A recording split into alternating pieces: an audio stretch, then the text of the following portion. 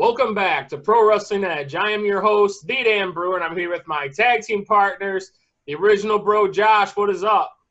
What up, Dan? How you doing today, bro? Doing pretty good. I was telling you guys before we started, I officially cleaned out my desk at the office, so I will be working from home until further notice. So that was nice. Get to save on gas, don't have to put the miles in my car, so I'm pretty pumped about that. Also joining us is the Meadowbrook mobster, Nick the Gooch. What's up, Nick? Not much, man. It feels good to be back after a few absences from the episodes, man. Yeah, your new schedule is got you a little conflicted right now with our interviews, but that's all right. It's always good to have you on. Before we get started, we do have some guests with us. Before we get started, Josh, let everybody know where they can find you.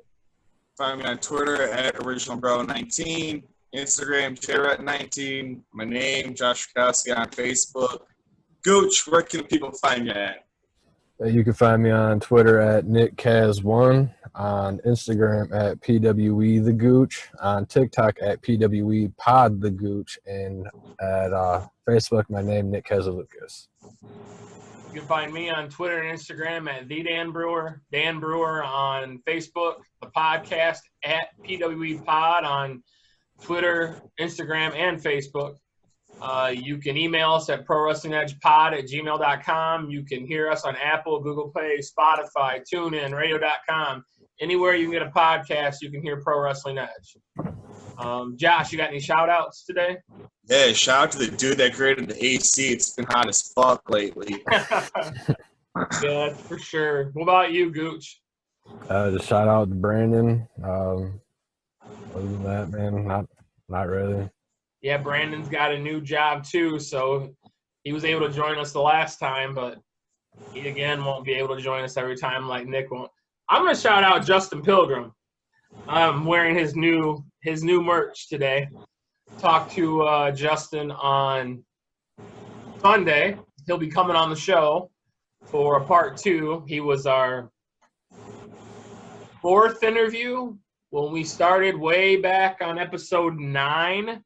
He was on. This one is episode 70, so it's time to bring him back on and get a part 2. There's a lot of stuff going on with him. So shout out to Justin. Let's get to our guests, fellas. What do you think? Hell yeah. All right. Well, joining us is Jimmy and Jarius, the Grey Wolves. What's up, fellas? What up, what up? How you guys doing tonight? Doing well now. We've seen you guys recently with the undisclosed location shows. Jarius, I think we've seen about every time. Jimmy, when your schedule permits it, you've been there. I've teased you as the part-time wolf, but that's okay. It's all good fun. Was it you that actually started that? Yes, I did. Oh, okay. We'll have to talk about that in person next time I see you. Well, before that, I've seen you guys at Rising Action. I've seen you guys doing a lot of stuff with XICW. Working the last show that actually Josh and I was at for Insane Wrestling Revolution, you guys worked the show. You guys were there helping set up the ring and everything back in, what was that, February? Yeah. When you said Insane Wrestling Revolution. Oh, yeah, the Rhino show. Yeah, Rhino show, yeah. So we've seen you. We haven't seen you live until recently.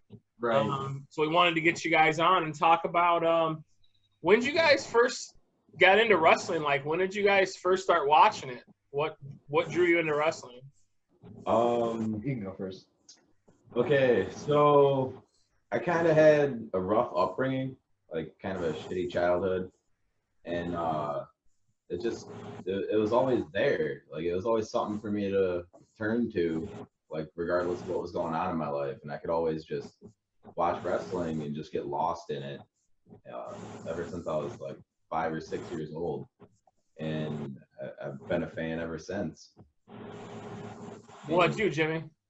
So for me, it was around the same age. I was watching around like 5 years old.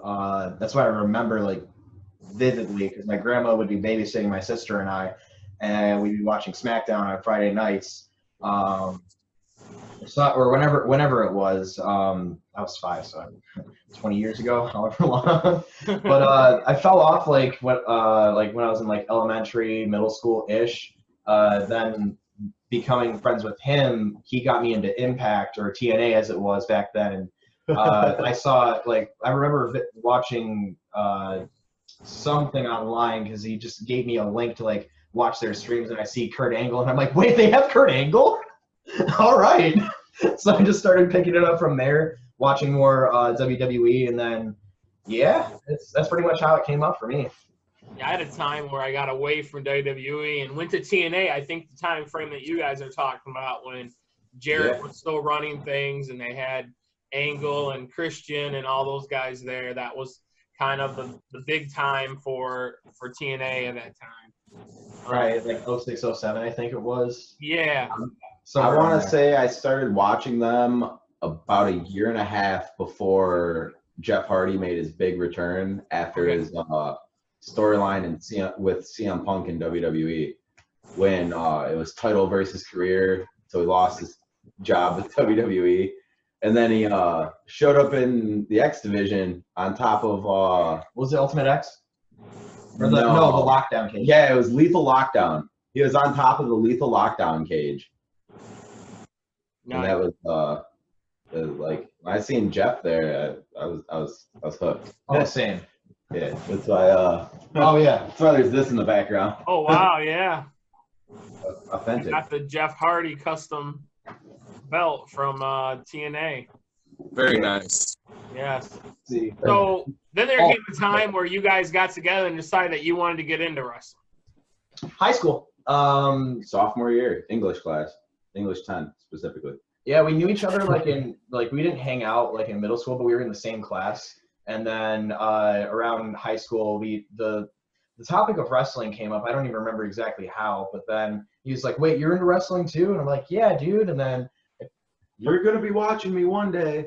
But like I think we even talked about like interest in actually getting into it too. And then from there, like, I mean, we were friends already, and just started hanging out more, and then learning about opportunities, options, what we could do to try and get into the business. And in high school at the time, we didn't like, what was it, your senior project, we had like three schools that we were looking into, which was House of Truth, I think Can-Am, and then also Team 3Ds. Let me actually put a little backstory on that real quick. Okay, so our senior project was supposed to be like a 10-year plan for what we were going to do after high school. And they wanted us to give them 3 colleges that we were going to apply to and try to get into, and like the benefits of going to one versus the other. And I was like, well, I'm not going to college, so can I do wrestling schools? And my teacher was like, will you actually do this project if I say yes? I was like, oh yeah, I'll do it. I'm 100%, I'll do this if you let me do it on wrestling schools. And he did it. I didn't present though. Yeah. I was camera shy. The easiest way to explain it. You were camera shy, Jarius? Jared. Harris. I can't believe that. Right?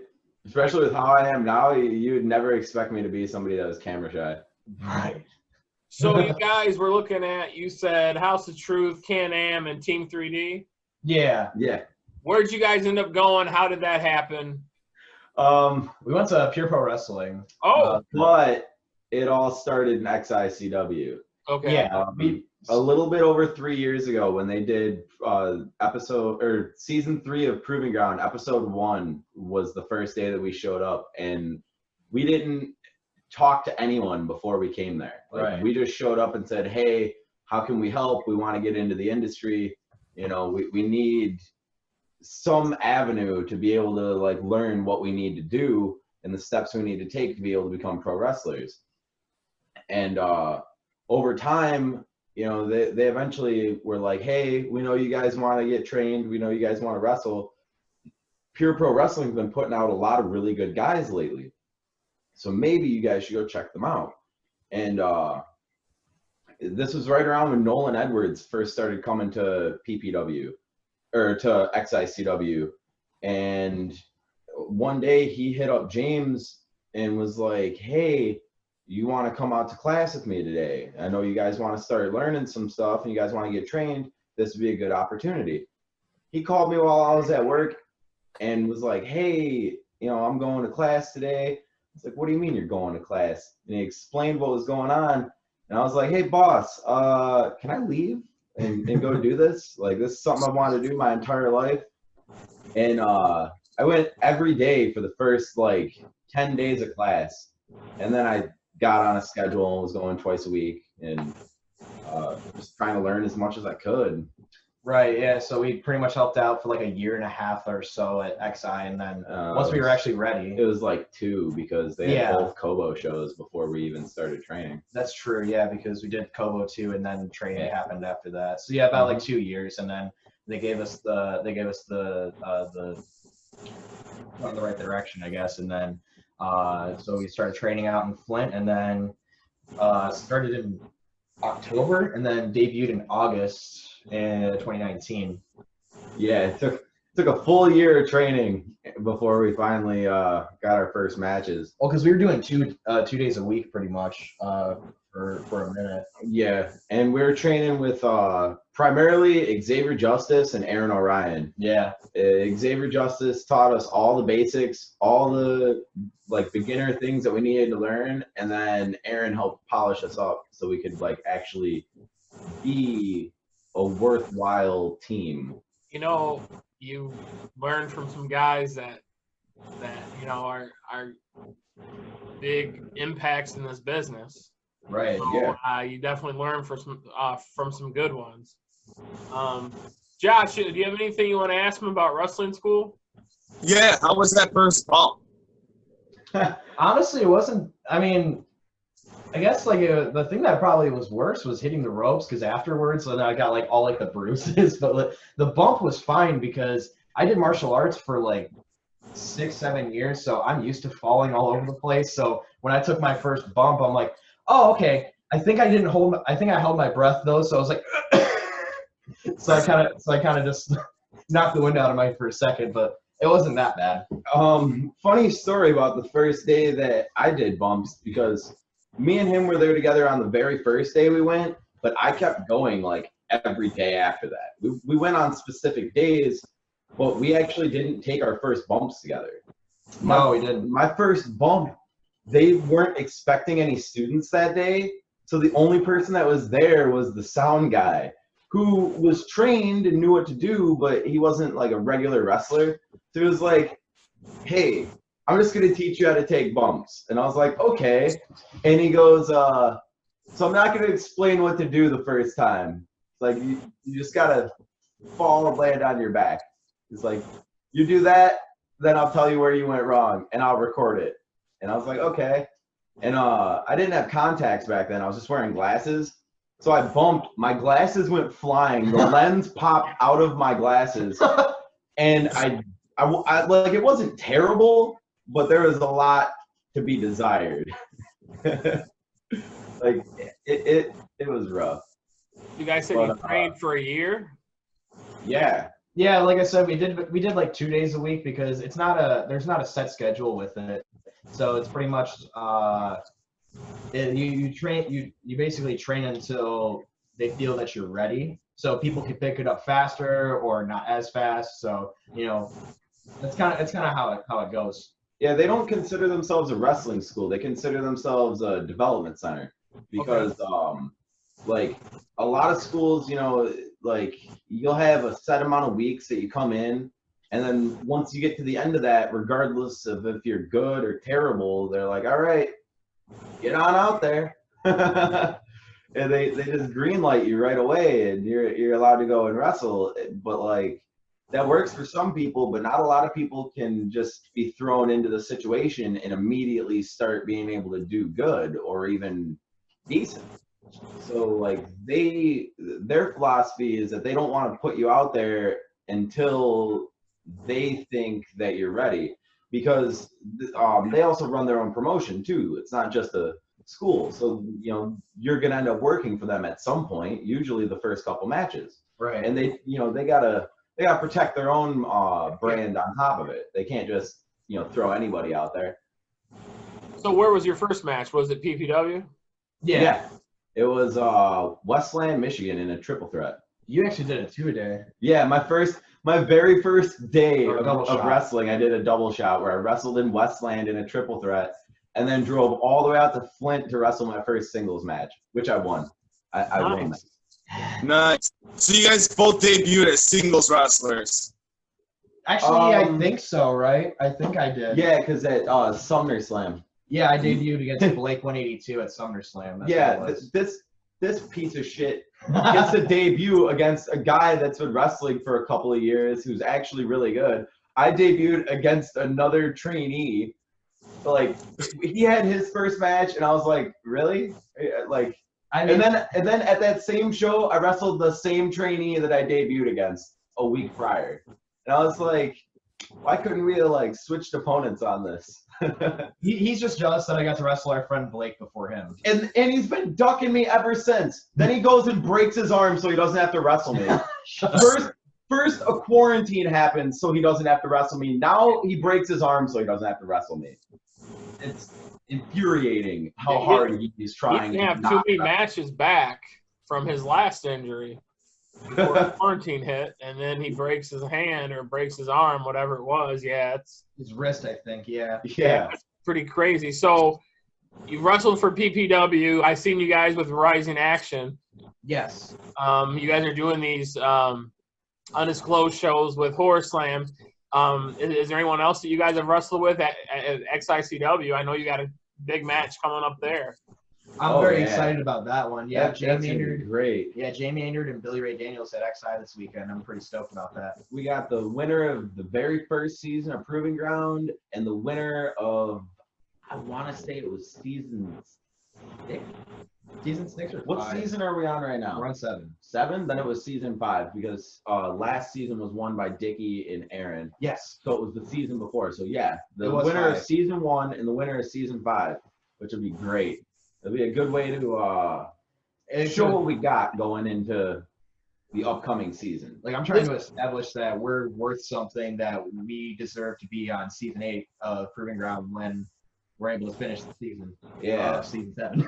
And So is this we've your been first watching match? so long that we can't not do great at it. Yeah. Is this your first match with XICW, or how many have you had? This will be our second. Okay. Yeah. Oh man. Our first match, we wrestled against Willie Watts and Super Oprah. Yeah. I've never. Okay, I can't say never, but I haven't kissed a man in a very, very long time. He tried to warn me about Oprah. I did. I mean, like, you know, Willie hit on me, and I was like, you know, thanks, but no thanks. You know, I prefer girls. thicker variety. Yeah, so I went to go talk to Oprah instead, and then did a little like, peeksy do. Hey, you don't know, stop. And I did a little peek, and as soon as I looked, I found out the truth, and I haven't been able Beautiful to, woman. Yeah, that is a beautiful man. I mean, beautiful woman. I haven't been able to get my eyes clean since, and that match ended with me getting crushed by Super Oprah. After you took a 69 driver. Yeah, after I got kissed by 2 men and punched in the face. This is the most violent kiss I've ever been a part of. And that's saying something. So lately we've seen you at the undisclosed location shows that are with Horror Slam. Yes. Ah, yes. I think you guys were together, and you guys were in a match with, I think it was Time Vendetta, Adam Wick, Jocelyn, and Alex. Yes. Yeah, that was a good match. Yeah, you guys had a good match with that one. Jarius, we've seen a lot, because you were there. You know, you've made your schedule available to be there pretty much every show. He's getting so mad. Dan, you're about to get your ass whooped, bud. Every time there's a show, I always tell my boss, like, hey, you could either let me go to this show or I could find a new job. And he's like, Oh, wow. I need you. Don't quit.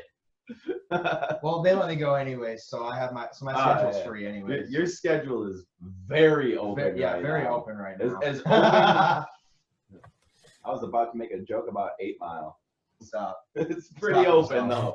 Your schedule is extremely open. So, Jarius, you recently is actually one of the shows that we didn't get to. You had your first taste of a weapons match. Oh man. Tell us about the weapons match you were in with Ace and Pete. Yeah. So tell us about that. So I get there and they're like, "Yeah, you're gonna wrestle a match against, Ace Evans." And I was like, "Okay, that's great. I've had my problems with the Nomads in the past. We've had a lot of problems with the Nomads in the past." And I was like, "Great, this is an opportunity for me to finally get my hands on the leader of the Nomads one-on-one." And then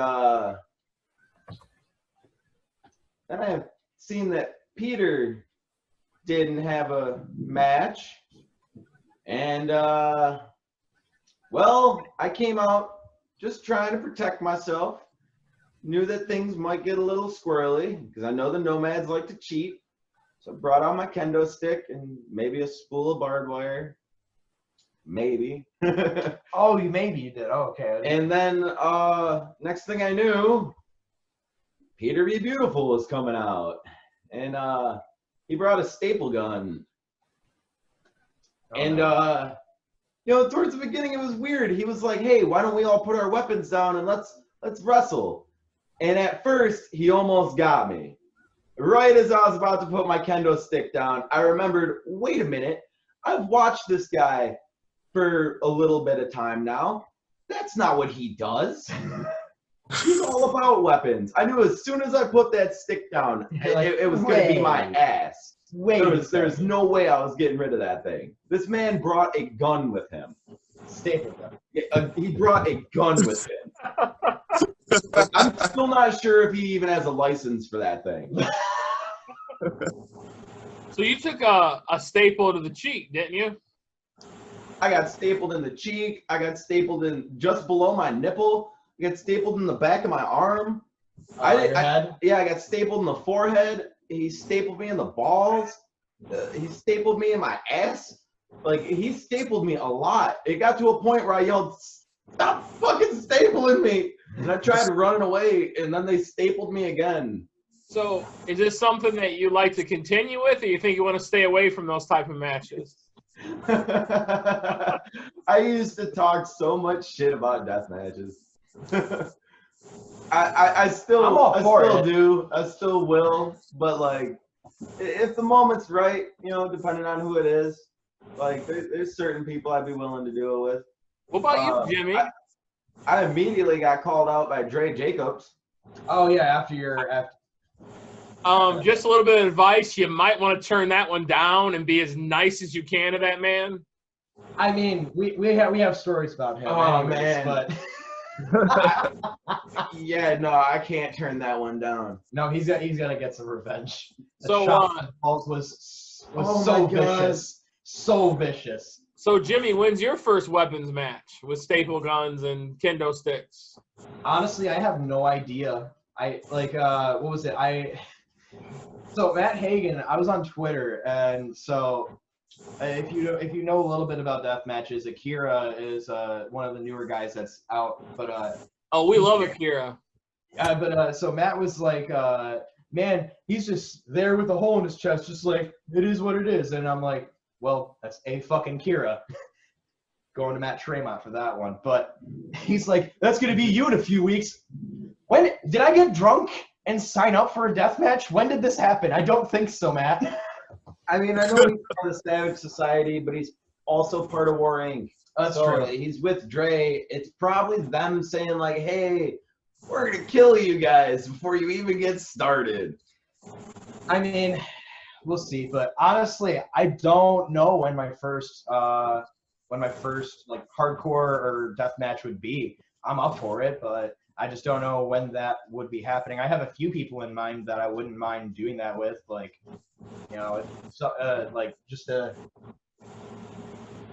sometimes I want to beat you to a pulp. And sometimes I feel like that would be the only way we could reconcile some things, but that's fine. Well, that would Maybe be if you'd show up more, I wouldn't lose so much. I'm gonna kill you for that. How many times have I gotten beat down in these goddamn undisclosed location shows because you haven't been there? Look, You've had my back a whole once on these He's been shows. busy. He's been busy. Yeah, making that bread. Do we gotta talk about bread? No. It's not near me, but That's okay. It will be. So soon we'll be getting hopefully out of quarantine and we'll get back to regular shows. Right. Oh, yeah. So if that happens in 2020, what's your goals for 2020 for the Grey Wolves? Assuming that everywhere else is open, honestly, I just want to pretty much just take over Tag Division.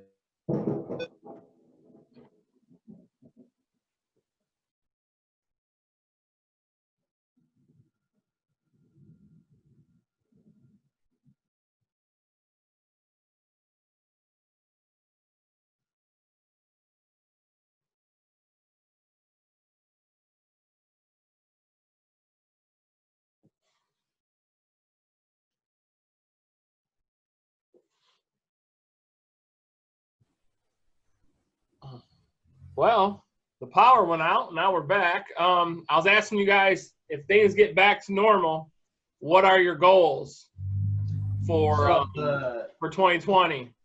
Right. Assuming that everything is going to be back up and running in 2020, I want us to pretty much stake our claims in the Michigan tag scene as well as the Midwest, and grabbing some of these along the way. As you said, what you'd rather earn them and not buy them, right? Yeah, I want to start beating people for more of these. Because the only tag titles that we've won so far were in IPW back in January when we defeated 4 members of DTA at the same time when we faced the team of Isaiah Bronner and Adam Wick and the team of Tommy Vendetta and Jack Price. Right. And like, not only did we survive, but we thrived. We won. And like that was an incredible moment. And we almost had an opportunity again to win tag titles involving DTA when Horror Slam, after doing their reset, vacated their Horror Slam tag titles. And unfortunately, when the title match happened, I had to scramble real fast in the back and find someone that was willing to risk their life wrestling DTA. And instead of having my regular tag partner that I guarantee I would have won the titles with, instead I had somebody that I've never worked with before, that I barely know, tagging with me. And we still did pretty good. You know, we might have been first eliminated, but we did put a dent in the competition. And unfortunately, DTA walked away with another set of tag titles. That should have been ours. Yeah, sorry, bud. You hate to see it. You hate to see it. And we would have been able to actually see the physical copies of those belts. Instead of just having stand-ins, but I can't be mad about that. No, I'm not mad about that at all. Like, we were given an awesome opportunity, and I'm still thankful. Oh yeah, that was amazing. We definitely need to make our way back out there when they're going to be running shows again, because it didn't. Oh yeah, like we're definitely coming back for the IPW tag titles, especially because we got cheated out of them. Right. You know, that's really the only regret I have right now, is that we won tag titles, and then just because the fact that we didn't go train in House of Truth, Truth Martini decided that he was going to be in 2 of his rookies' corners to help them cheat out our titles from us. Oh, so you lost them at Gracefully Chosen? Yeah, the very first defense we had, we were cheated by Truth Martini and Gracefully Chosen. For the very first titles we ever had, too. Like, As soon as IPW is running like full force again, we're definitely coming back and getting our titles back. I want that. Like, we deserve it. Like, you'll always remember your first. I'll always remember the way that I lost my first. But again, I'm so very thankful that we had that opportunity at least. And then hopefully Rising Action decides to finally go and get some tag titles. I mean, I seen they got a shiny singles belt, but no tag titles yet. Yeah, I'm just waiting for that. Yeah, because we'll definitely win those ones. Like, who's gonna stop us? Exactly. I mean, they got the Nomads, but we've taken them out before. We have, They've but got Gracefully Chosen, which we've already talked about them. They got the Real Risers, which it's a big, muscly wrestler and his friend. Like, so us. yeah, except we're cooler. Oh yeah, we're cool. I mean, just look at our stuff. You know, like this is so nice. Oh yeah, Gotta plug this, of course. You know. yeah. Gotta. While we still got like 8 shirts left, we gotta plug them. I don't know if you can see it that well, but Oh yeah, you're taking up the Yeah. screen with that. Looks Yeah, we good. got it. good. So- Victory or death. Just saying. That's We- the motto. We appreciate you guys for coming on. Thank you for a little snafu. Like I said, it was thunder, lightning, out, dark. It's all good. I completely understand. Where can our listeners find you guys on social media? Do you guys got anything going on social media? Yeah, we got social medias, so I'll start off first. Oh yeah, let me pull out my Twitter machine. I know your handle, which is funny. What's funny is I say my Twitter machine, but I don't use Twitter. I only do that because of Bully Ray when he started bringing a phone out with him to every show. But you can follow me on Instagram and on and Twitter. It's going to be Jimmy Gray _GW for Gray Wolves. Jimmy Gray on Facebook. And no YouTube channel, but we do have, so it's basically, Soon. Yeah, soon we'll have a YouTube channel, but that's basically those 3, Facebook, Instagram, and Twitter. And mine is Jairus Gray on Facebook, Jairus Gray on Instagram, and Jairus1321 on Twitter, even though I never use Twitter. But I got to start because social media. Of course. Twitter's where wrestling world is. We all had to get on that bandwagon on Twitter. Oh, absolutely. I follow that very closely. So we appreciate you guys again, and we look forward to seeing you soon. You talked about your big match this weekend. Good luck with Billy Ray Daniels and Jay Maynard. Tough guys. So that'll be a good opportunity for you guys. Exactly. So, yeah, maybe we'll see you guys on the next Proving Grounds with vets, and you guys are going against each other, and it's Jerry's versus Jimmy to win Proving Grounds. We'll see. Hell yeah. We'll see. Guaranteed to be in at least the final 3. Nice. I mean, yeah, if we get to the final 2, it'll be you and me. Just Don't think I don't have plans for that. I'm not going to forget this little fiasco with the undisclosed location shows when it comes time for Proving Ground. So, Gooch, you got anything that you want to say before we wrap up? Anything you want to ask them? Just excited to see more of you guys. You know, first time I've actually seen you was at one of the undisclosed location shows, and you know, I like what I see, and I can't wait to see more. And we got to hang out with you guys a little bit in Indianapolis at the GCW show. Oh, hell yeah. GC Dub. Yeah. That was an awesome show. That was incredible. I was actually going to ask you guys, what was your favorite match from there, from what you guys were able to see? Because I know you guys were working that show also.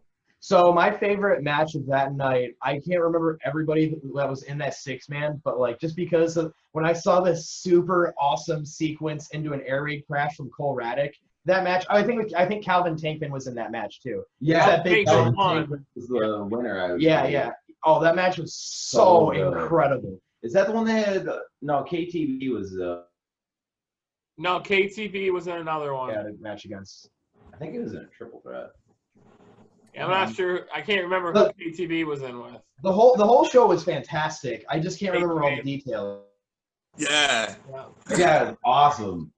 Yeah. And We got to see him at Horror Slam, and then we got to see him at GCW. Right. hell yeah. AJ Gray was awesome too. Yeah. I can't And, remember who he was against. Alex Zane was sweet too. Yes. That guy was. I've never seen somebody flip like that. That guy's awesome. Dude, I gotta show you the Twitter clips. It's insane. Oh, I've seen him. There's more. Dude, I seen him flip over a car. like not flip the car over. No, he ran and then did a flip over the car and then hit somebody. Was that your guys' first experience with GCW? So yes, for me. in person, yeah, but I've been following GCW for a while just because I'm on the Twitter machine and I'm trying to see what's what's popping.